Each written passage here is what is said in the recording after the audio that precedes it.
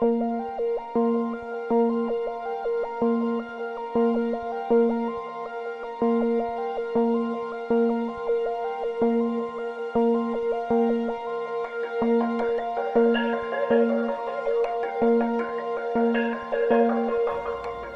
start rolling already. Rolling. Okay. Is it rolling? Sorry. This is gonna be. We just have blooper footage now. Okay. Hi everyone, my name is Wei Liang and I am the in-house critic for the lobby. And yeah, so when I first got the script, to be very honest, I was confused. It took me a multiple reads before I started to get a sense of, okay, this is a story about two working class people who find themselves like together in a hostel lobby, right? But I think what I found very interesting was that they are in a situation where they are away from the gaze of people more privileged than themselves, or people in with a different power dynamic. And by circumstance, not by choice, they find themselves complicit in someone else's, for lack of a better word, misdeeds. And it kind of reminds me of situations where you realize that someone has planted like drugs in your travel luggage, but for some reason, because of power dynamics or personal beliefs or situations, you find it very hard to disentangle yourself from the situation via a very straightforward resolution, like for example calling the police.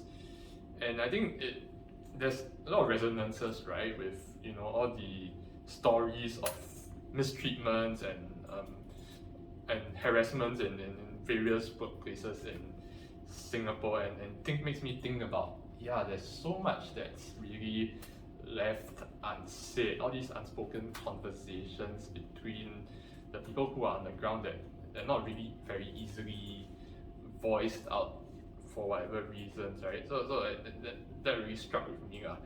But I think a very big challenge that we have moving forward is, how do we avoid making this play, ending up in falling the trap of being a poverty porn piece, right? Because the last thing you want to do is to have a story about savior complex, and you really want the characters to, even though they are of less privilege and of a certain working class, you want them to still retain an agency in their lives. So I think that's a challenge that we as an entire team will have to tackle moving forward in the rehearsal weeks. Hi, I'm Adib, and I'm the director and playwright of The Lobby, and I'm a member of Impromptu Meetings. So with the Lobby, this play started out from the Idea Bootcamp incubation that we did last year in 2020. And the assignment was to create something that is based on a playwright style. And the playwright that was assigned to me was Harold Pinter, who is this British playwright. And I think the interesting part about the assignment was that I did study a little bit of Harold Pinter back in the A-level days. And then the text that we were looking at was The Dumb Waiter. So I took on the motifs of The Dumb Waiter, in which there were two characters, and they were just stuck in a room, and they were waiting for instructions from their higher-ups. It does take a turn for the bleak and the dark, because the ending is like this surprise twist in which these two hitmen are waiting for their next target, but the target is one of them in the room, and that's the spoiler alert.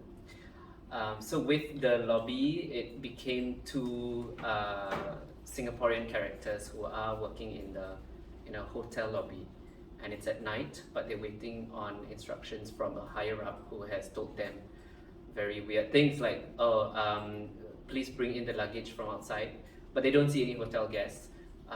So they are expecting the guests to arrive later, but then they are also being told to lock the doors. So then they find very interesting things in the luggage. In the original concept, the story is that they find substances in the luggage and they go into panic mode. They kind of leave the lobby and into like a dark room where the staff are supposed to like relax, but then things happen in that room and they go into like the fantasy sequence. They also end up in the same situation where someone tries to knock down the door, and actually in the original concept, the ending is we actually see like a squadron of armed officers storming in with weapons, and there's this nice like image of them being kind of surrounded by armed like military people. So that's the original concept. But I think with the rewrite for this year, I took out the explicit visual reference to the substances, so that we like there's a bit more of a mystery. But also I think with the with the drugs, with the substances, it's a bit more you can't really get away with it in terms of who you present it to, in terms of the grants you get for the project. So yeah, we wrote that out, and then I think that also gave a bit more of a sense of mystery to the audience, because they are left guessing. And it was interesting because some of the team members who've come on board the project have guessed, and some of the guesses were like, oh, is it body parts? Did they discover body parts? Which is very interesting. I don't know. Did they discover organs, like human organs? So I thought that was very interesting. Some of the other things that we did change was also now the two characters are female. So I'm interested to see how that goes in terms of how we stage it, what the characters will become now that we are also putting them on stage, not just having it on paper. And also, yeah, I mean, we are kind of taking the time to develop the plot points further, the mystery further, as well as like what the, I guess, social commentary is that we are exploring further. So those are the things that I'm kind of looking forward to. So with this process this year, we are including an in-house critic, and we've selected Wei Liang as our in-house critic, and he's right there.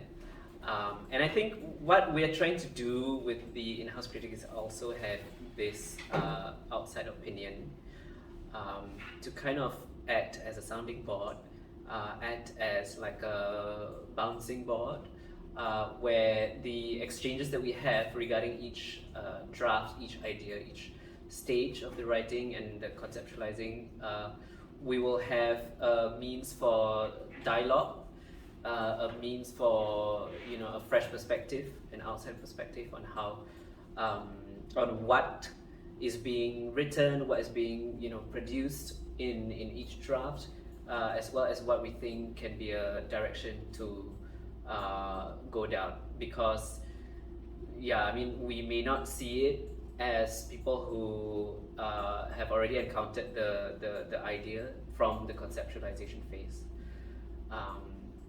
And I think it's just being an outside eye from outside impromptu meetings would be quite helpful, because impromptu meetings in itself has already kind of a brand going on. We have our own kind of